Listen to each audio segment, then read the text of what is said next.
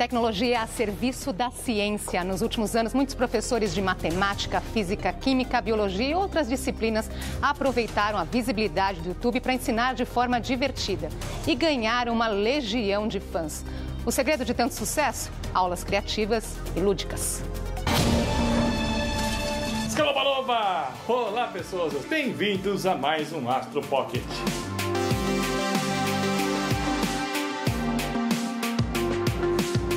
Hoje a gente vai ver como será o fim do universo e de algo mais.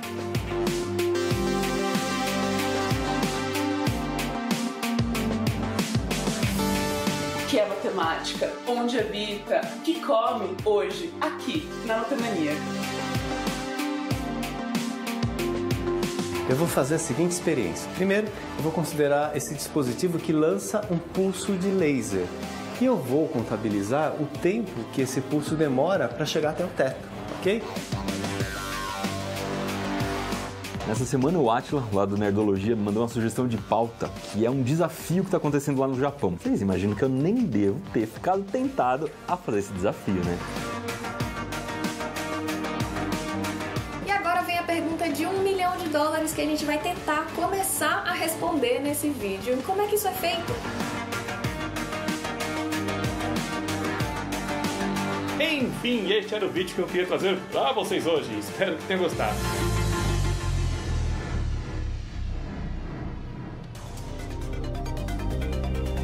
Hoje recebemos o biólogo Átila Yamarino, apresentador do canal Nerdologia do YouTube, a professora de matemática Júlia Jacou, criadora do canal A Matemaníaca. E, bom, antes de apresentar o terceiro convidado, veja só se você lembra dele.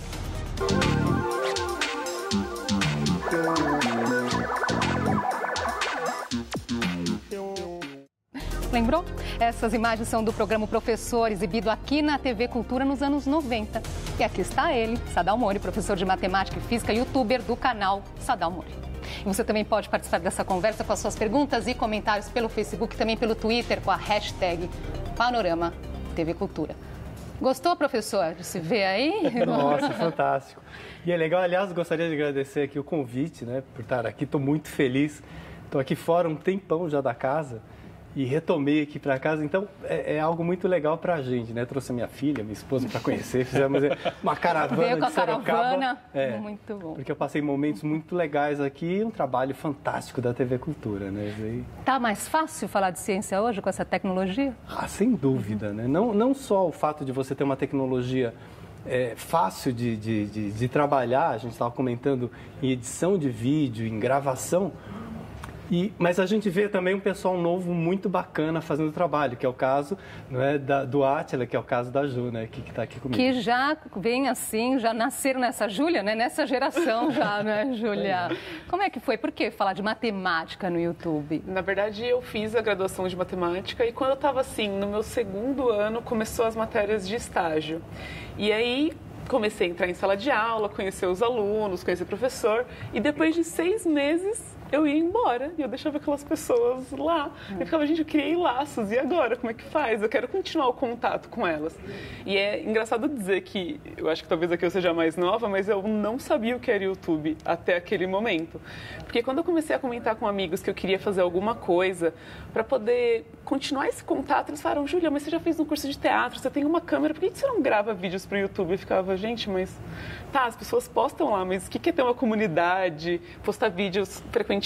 Eu não tinha essa ideia. E aí eu fui começando a me alimentar da plataforma para entender como ela funcionava e aí então eu comecei a gravar os vídeos. E é um retorno que surpreende, não é? Demais, demais, porque no início foi 1 ano para atingir 1.000 inscritos. Porque eram só meus alunos, eu não divulgava para muita gente. E aí depois, no segundo ano, eu já estava com quase 30.000 inscritos. Muito rápido. Foi muito rápido. Eu não esperava, não. E a Átila, com seu Nerdologia, que são aí mais de 2 milhões de... Por aí, é um pouco mais de 2 milhões. Pois é. Qual que é o principal desafio de aproximar a ciência dos jovens? Acho que na TV, no jornal, na revista, que são mídias mais tradicionais, é um pouco involuntário que as pessoas acompanham, no sentido de que, pelo menos na TV tradicional, quando você põe no canal, se vem o programa O Professor, você vai assistir o programa O Professor naquela hora, né? Então, quem aprende a procurar aquilo volta para ver, mas é um pouco mais passivo a escolha das pessoas. Na internet, não. Na internet, principalmente no celular, está tudo a um dedo de distância, né? Então, minha concorrência é tudo que tem na internet. É gatinho fazendo malabarismo, é cerveja voando pela janela. É difícil de competir com isso, assim. Então, eu acho que o maior desafio é como transformar o que eu quero falar, que às vezes é uma coisa séria, importante, em algo palatável que as pessoas vão escolher ativamente procurar aquilo e clicar. Pois é, vocês estão comentando exatamente isso. A concorrência é gigantesca. Quem é que assiste ciência na internet? Vocês têm quem é esse público? Essa é uma pergunta muito curiosa, porque no início, como eu falei já para vocês, né, eu me inscrevi no YouTube, assim como no Facebook, eu não sabia o que era. Aí eu falei, vou me inscrever, tem um canal e tal, mas eu não tinha ideia da extensão disso tudo. Então, depois que eu fui entendendo um pouquinho mais a respeito de quem era o público... Como que você foi parar no YouTube, professor? Essa história é muito maluca, porque eu já tinha o canal, tanto é que o canal ficou com o meu nome, né, Sadal Mori, né, o canal. Aí aconteceu uma coisa inusitada, né? Queimou a resistência do chuveiro lá de casa. Aí eu olhei para aquilo, né? Eu falei assim, nossa, caramba, eu sei tudo de eletricidade, tensão, corrente, resistência, mas eu não sei direito como troca a resistência desse chuveiro. Você sabia consertar o chuveiro? Não, porque é um modelo XPTO, não tinha parafuso para você mexer, enfim. Aí o que aconteceu? Eu falei assim, YouTube. Aí eu fui lá no YouTube, procurei, vi um rapaz explicando, um eletricista. Aí eu fui lá, troquei a resistência, resolvi o problema, mas a grande questão é assim, a lição que isso ficou. Porque eu sou do tempo, Andressa, desculpa ser até um pouco tradicionalista, né? Que as pessoas perguntavam, mas por que você vai gravar um vídeo para ensinar a trocar a resistência do chuveiro? É inconcebível, né? Alguém fazer alguma coisa assim antigamente. Por que você vai fazer? Você ganha o quê com isso? Aí eu falei assim, puxa vida, se esse rapaz eletricista fez isso para dividir com as pessoas um conhecimento, porque eu, que conheço física, não posso dividir também. Falei, bom, tenho uma experiência, uma janela boa já em termos de aula, né? Então vou fazer o seguinte, eu não vou conseguir fazer o trabalho que eles fazem, né? Que é muito legal, porque eles conseguem juntar muitos ingredientes diferentes, não é? Simpatia, são bonitos, inteligentes. É verdade, é muito bacana. Então eu falei assim, de certo modo a minha geração já passou, vou tentar traduzir daquele jeito que eu consigo explicar. Aquilo que a gente acabou de ver no vídeo foi um desafio que eu fiz para mim mesmo. Eu falei, vou tentar explicar a teoria da relatividade de Einstein, né, a restrita, em 6 minutos. E fiz em casa aquilo lá. Fiz até uma gozaçãozinha com uma nave, um desenho e tal. Mas assim, em 6 minutos em casa. Isso certamente ajuda muita gente. E essa história é muito boa de como foi parar no YouTube, né? Sim. E, Julia, ainda sobre essa questão do público, né? Matemática, porque matemática é uma coisa que, né, muitas vezes as pessoas... matemática, que horror. É mais trauma, né? Exatamente, né? Tem muita gente que tem trauma, né, com a matemática. E às vezes... quem busca, né, esse conteúdo seu é justamente essas pessoas que têm o trauma, que não gostam, é quem gosta, como que é? Então, voltando à história, que eu estava tentando me comunicar com os alunos que eu estava conhecendo lá, né, no ambiente da escola. Eu falava, vou criar um vídeo em que eu vou complementar o que o professor está falando. Então, se eu vou falar de Pitágoras, eu vou dar assim, uma motivação pela demonstração do teorema, eu vou ir por outros caminhos. Então, para o aluno que não entendeu, ele pode chegar lá e entender de uma forma diferente. Ou para o aluno que entendeu, ele vai chegar lá e vai ver uma outra abordagem sobre aquilo. E eu achava que eu ia atingir as pessoas que não gostam de matemática. Mas assim, depois foi um pensamento até...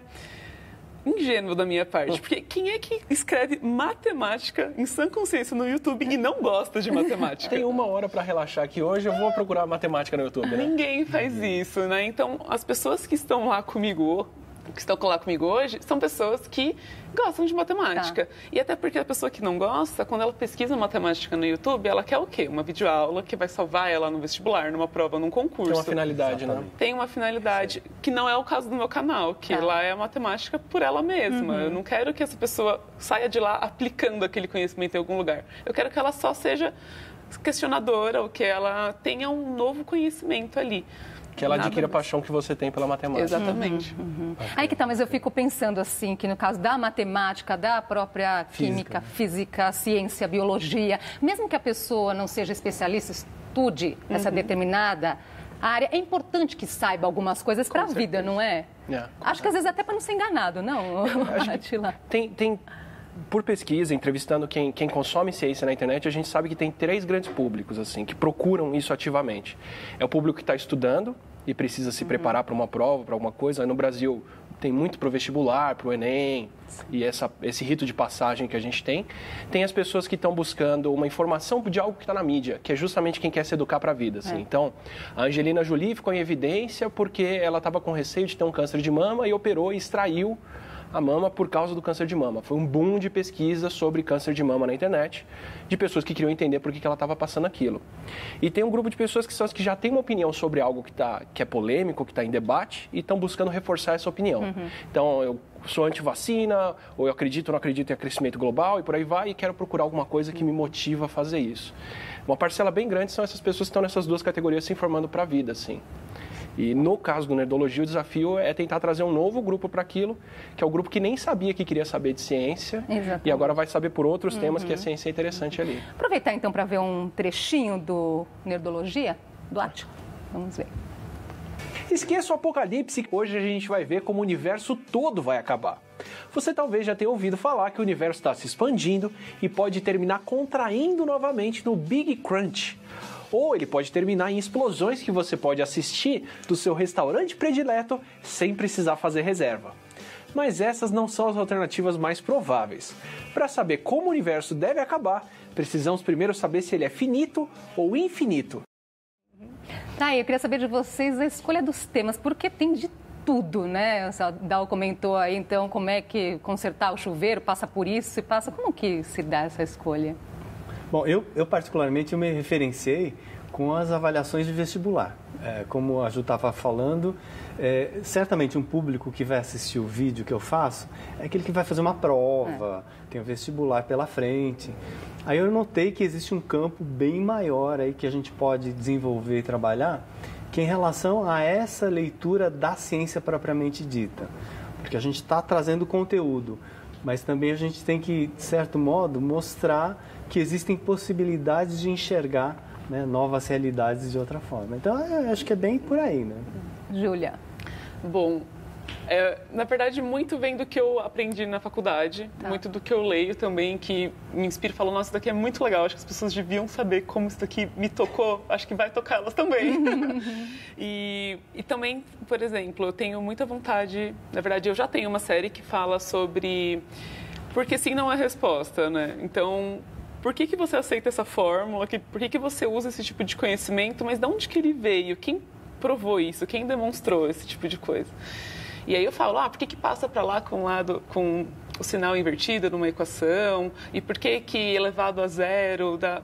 Todas essas questões... É muito interessante você dizer isso, Júlia, que eu acho que não sei se faz parte desse trauma da matemática, porque a gente muitas vezes aprende assim na sala de aula, é assim, mas porque aí acabou. Matemática é uma ciência exata e é assim, faz aí, segue a fórmula e pronto, né? Sim. Não é isso, então. Não é isso, não é isso. E aí eu tento trazer assim, eu acho que o maior problema, o maior desafio da divulgação é a linguagem. Então, tentar adequar numa linguagem mais fácil e acessível essas demonstrações, essas provas, esses conhecimentos que, na maioria das vezes, eu adquiri mesmo da graduação. É mostrar a matemática na natureza, né? Onde ela se comporta, o que ela faz. De uma forma mais aplicada.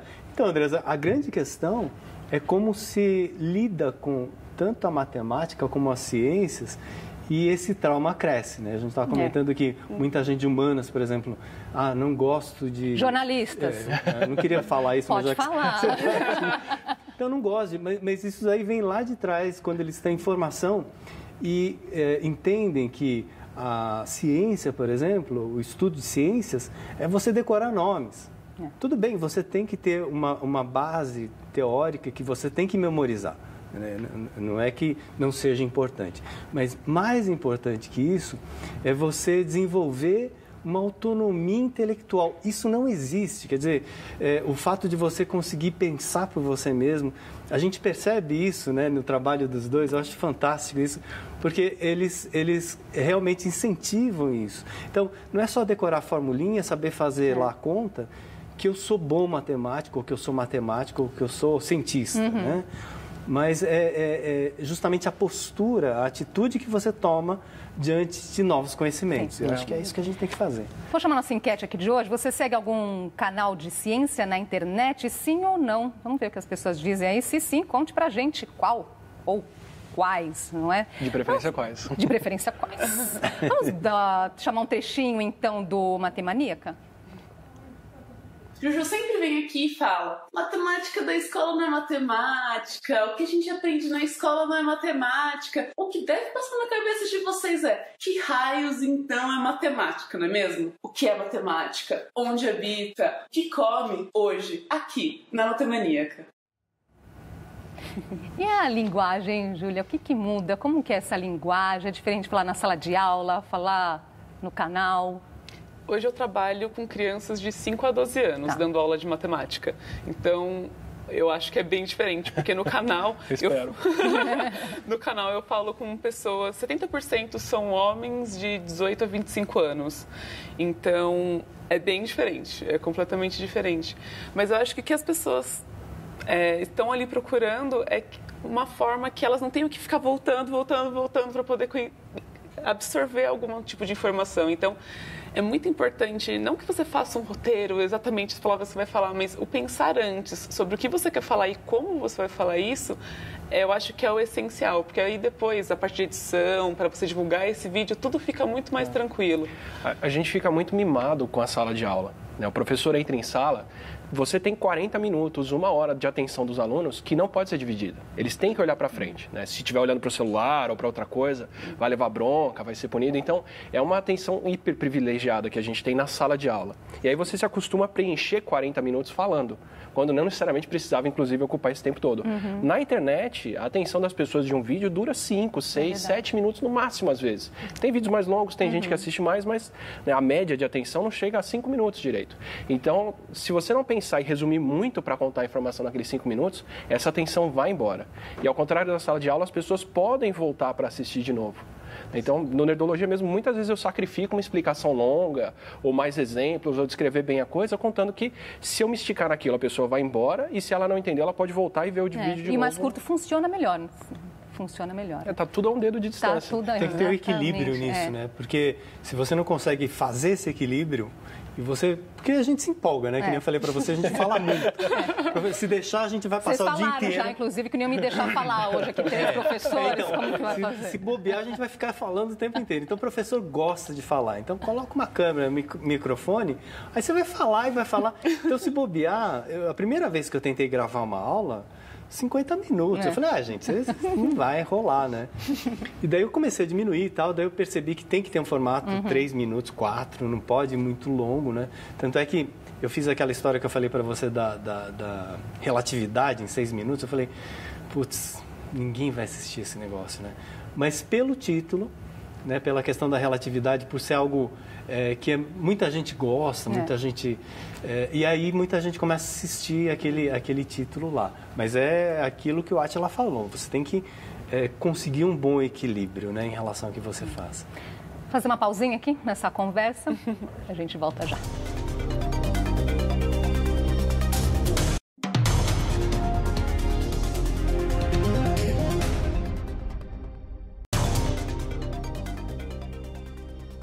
Já estamos de volta com o Panorama. Hoje falamos sobre o sucesso dos canais de ciência na internet. Com a gente, Átila Yamarino, apresentador do canal Nerdologia. Júlia Jacou, criadora do canal A Matemaníaca. E Sadal Mori, criador do canal com o mesmo nome.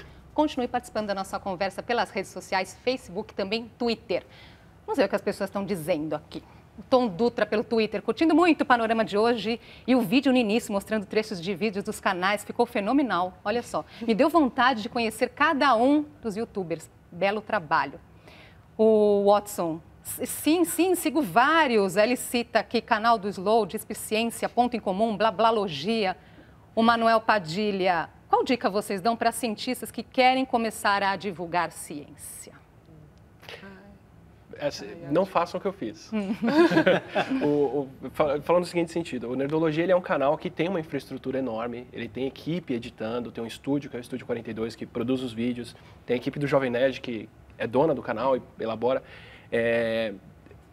quando me perguntam exemplos do canal, eu falo, não façam exatamente o que eu estou fazendo, porque é um compromisso enorme com um monte de coisa que pode estourar na mão das pessoas lá na frente. Para o cientista que quer fazer aquilo, simplifique. Tenta filmar com o celular, tenta filmar com o que você já tem em casa, com o que você já tem na cabeça, porque não precisa ser tão elaborado também. É que os exemplos que a gente tem demais a ver no YouTube são exemplos elaborados, mas nem tudo tem que ter esse tamanho. Eu acho que o Whindersson tá aí para demonstrar que não precisa ter uma superprodução para você fazer um vídeo e passar a sua mensagem. É verdade. Desculpa, o Whindersson Nunes, que tem um canal. O dele é de entretenimento. Entretenimento. Mas... Só para dizer quem é o... Obrigada. Sim. Mas eu acho que é isso, assim, às vezes a gente fica mistificando muito e fazendo vários planos e você vai ver, passou um ano, você já não fez, não colocou na ponta do lápis, não gravou o primeiro vídeo. E eu sei, é difícil, não é fácil você colocar uma câmera e falar na frente dela. Eu tenho vergonha dos meus primeiros vídeos. Você olha lá e fica, meu Deus, hoje você faz com quantas pessoas? Você faz... Eu faço sozinha. Tudo, desde sempre, na verdade. Tá. Hoje eu tenho um editor que está comigo há uns 2 meses, mas o canal tem 3 anos e desde então eu faço tudo sozinha. Desde ter ideia, roteirizar, captar, editar, tudo. E eu não sabia editar, eu não sabia captar. Eu tinha uma câmera, mas nunca tinha colocado ela para filmar. E, na verdade, é aquilo. Faz. E se ficar ruim, faz de novo, não tem problema. Espera feedback, você amadurece, conhece a plataforma. Se você tem uma mensagem, se você acha que você sabe, as outras pessoas deviam saber também, se joga, bebê. Só vai. Como mudou a tecnologia, né, Sadal? Antes de você contar pra gente essa mudança aí, vamos ver um trecho de O Professor, programa que o Sadal apresentava aqui na TV Cultura?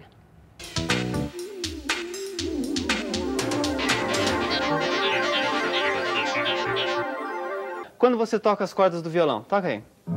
Isso. O que acontece com cada corda? Elas ficam se mexendo assim. Isso, elas ficam vibrando. Ao redor das cordas, o que a gente tem? Ar. Ar. E esse ar vai vibrando e atinge nossos ouvidos.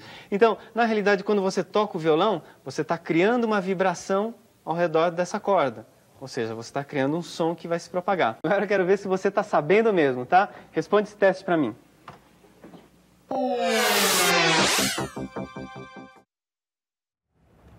Muito bom, muito né? legal. Nesse vídeo aí é a Cíntia Raquel, que é a Biba do Castelo Rá-Tim-Bum. Foi na sequência que ela fez esse projeto. Aliás, eu queria até fazer uma observação aqui muito interessante, porque nessa época em que eu fiz esse programa, as pessoas hoje assistem, mas elas não se tocam, que na época não tinha vídeo no computador. Não existia. Ela não sabe disso, né? Não existia. Como assim, né, Júlio? Não, é louco, é porque no computador só tinha aquela telinha verde, que você escreve e tal, aparecem as letrinhas, e você tinha que saber programar. E eu estava fazendo um projeto na área educacional, onde o computador, ele acionava determinados aparelhos. E nesse caso ele acionava um videocassete que jogava a imagem para aquele monitor. Então, era uma traquitana, uma engenhoca. É uma engenhoca que, na verdade, Andresa, se você parar para ver, é assim, ele é um precursor do YouTube. Porque os vídeos que eu mostrava eram vídeos de conteúdo. Eu falava assim, olha, estamos falando de som, aperta o Enter aí. Então, hoje, para as pessoas é muito comum, né? Mas naquela época, como que o cara coloca lá um vídeo, né? Então, isso daí foi muito bacana. E o programa lidou com isso.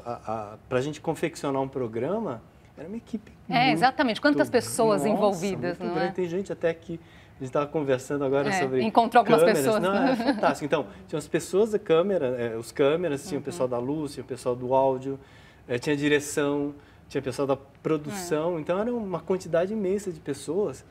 Pessoas, assim, a cultura sempre foi muito cuidadosa com o conteúdo. Estava contando para minha filha outro dia que, além disso, ainda ficavam professores verificando aquilo que a gente estava falando, se estava bem coerente, mas tinha também professores de português para evitar qualquer tipo de erro. Então, é fantástico isso. Os comentários já aconteciam em tempo real. O cuidado que a cultura sempre teve em relação ao desenvolvimento dos projetos, dos programas, né, da produção. Agora, como que se dá o retorno desse trabalho, hein, Átila? Putz, no meu caso foi um retorno tão grande que foi o que me tirou da carreira científica. Eu literalmente cheguei a um ponto que eu tinha que decidir se eu ia continuar. Hoje você vive, então, do canal de divulgação e comunicação de ciências, sim.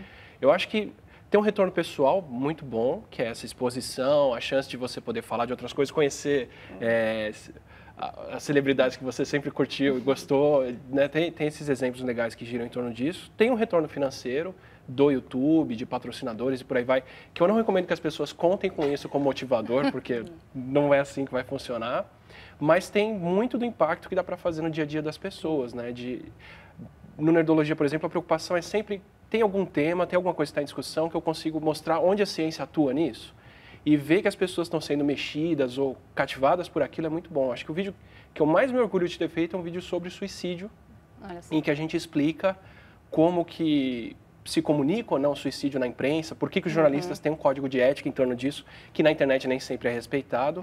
E foi um vídeo muito tocante de fazer, porque eu tenho experiência com isso, em colegas e amigos que passaram por esse problema, e eu queria justamente transmitir essa mensagem para as pessoas. E foi um vídeo difícil de construir, fazer, não deixar ele escrachado. Mas é preciso falar sobre o assunto. Mas é preciso falar sobre, e tocou quase 1 milhão de pessoas.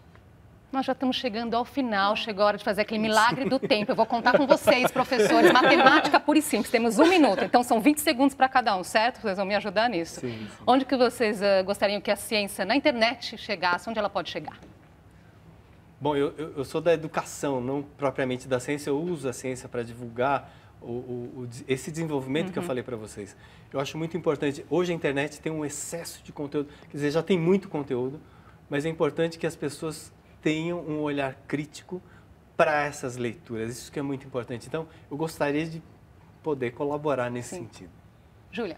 Eu acho que, na verdade, se essas pessoas começassem a pensar com um olhar mais crítico, se questionassem mais e vissem que todo conteúdo é para todo mundo. Você não precisa ser eu não sou alienígena, eu estudo matemática, sabe? Eu acho que é isso. Você não precisa ser um superdotado nem estar em outro planeta. O conhecimento é para todo mundo e ele está hoje democraticamente acessível para todos na internet. Então, se você tem uma curiosidade, se você tem algum questionamento, vai atrás dele. É para todo mundo.